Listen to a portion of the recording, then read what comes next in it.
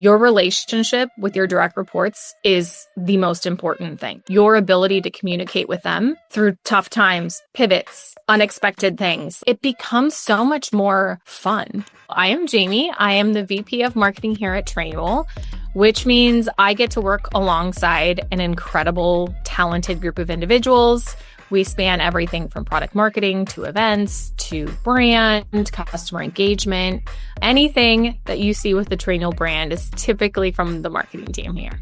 I would say it's very fast-paced, very collaborative. We like to have fun. We're very data-driven. I think that's something surprising that people may not know about marketing these days, is that it is actually a very technical industry at this point, and it is changing every single day. Every week, there's a new challenge, there's a new hiccup, there's a new tracking issue, and the ability to problem solve is the muscle that we've really built over the last couple of years that I'm really proud of.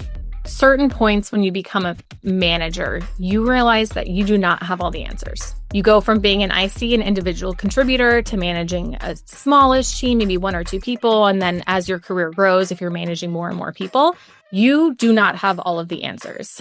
And so that has been very humbling, but also very inspiring to know that I can go to my teammates and anybody on the team in their specific specialty, and that they have the answers and that they're helping drive the strategy and answer all of the questions in a really collaborative way. And I think that's just one of the more inspiring things as I've grown as a leader. Your relationship with your direct reports is the most important thing. Your ability to communicate with them through tough times, pivots, unexpected things. One thing that new managers do is they will try and protect their team a little bit too much, not give the clear feedback, or they won't give them a certain project because they don't want to overwhelm them. One of the things that is really important for high performers is being pushed. Being able to have an open and honest conversation about that is really important. Transparency is one of the most important things. If your team knows that you are transparent with them, they are inherently going to trust you because they know that it's coming from a very open and honest place.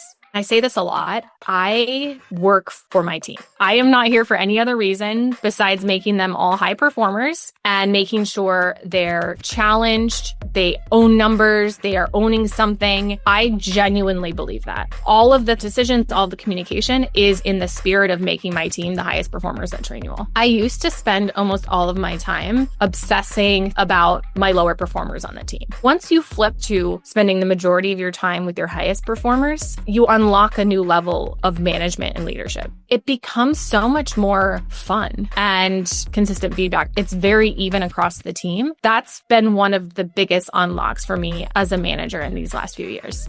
I think it's very much a two-way street of performance. Part of it is on the IC. You have to figure out if somebody is underperforming and you've been giving them tons of feedback and one-on-one sessions and it's not working, it may not be the best fit for you. Jonathan, who's our CMO, one of the things he taught me early on is putting people in roles that they really love or that they're really good at. The culture at Trainual is very much where there's a lot of shifting initiatives. When you put someone in a role that there's a part of their role that they don't love, it becomes this point of friction. You can tell you don't love doing this. It shows in your work. And we either need to fix it or we need to pivot. And that goes back to having a really good, transparent, and solid base of communication with your direct report. Consistent feedback destigmatizes the feedback, both good and bad. I didn't actually start doing this on my team until Mallory on the marketing team asked for it. She's a fantastic high performer and she loves feedback. Every month, all of my direct reports get feedback from me. Sometimes it's longer, sometimes it's shorter, but it's all bullets. It's 2 sections. Here's where you're shining and here's where to dig in. And the here's where to dig in things, it could be projects that I'm unclear on the status or a specific example of how they could have showed up better in a meeting. Just a little checkpoint to let your team know where your head is at with their performance. And then when performance cycles or reviews comes around, they know exactly where they stand It's much more about up-leveling them versus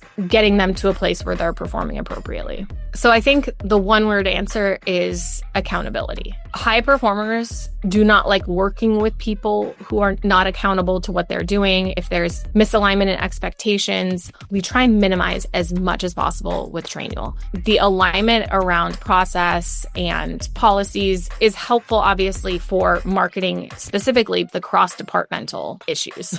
The ability for us as a company to have a clear process or strategy for something and making sure everyone is following it is one of the most powerful things that you can give any of your employees. I think it's really just getting to know them. That means dedicated time, skip levels, check-ins. I take every single member of my team very seriously and understand them as a person so that they feel comfortable coming to you, but also what drives them, what motivates them. That is powerful aha for managers of understanding like what is most motivating to your team so that you can make sure that you are giving that to them because they want that. And so as a marketing team, having different perspectives, different generations, that only makes us a better, stronger team. There's also this whole element of how everybody as a high-performing team is constantly making one another better. It's not just the manager, it's the team. Everybody keeps leveling up and they're leveling each other up. Updates are getting better and the collaboration is better. It's a flywheel that you're able to unlock with the high performance. The credit is to everybody on the team.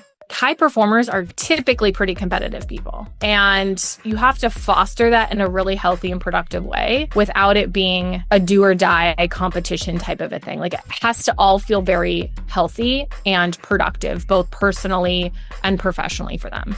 Everyone typically wants to be a manager, but not everyone, once they get in there, that's not always what they think it's going to be. Raising their hand and saying, hey, this isn't for me is one of the most admirable things that they can do. It's tough, but I'm always impressed. That's an incredible thing to be able to do. If someone's feeling they're not doing a good job as a manager, it's just having that open and honest conversation with your manager so that you can be able to navigate that. Maybe it's not that you're not ready to be a manager. Maybe there's something else going on. You have to own your own experience and make sure that it is known how you're feeling, what you need, those types of things.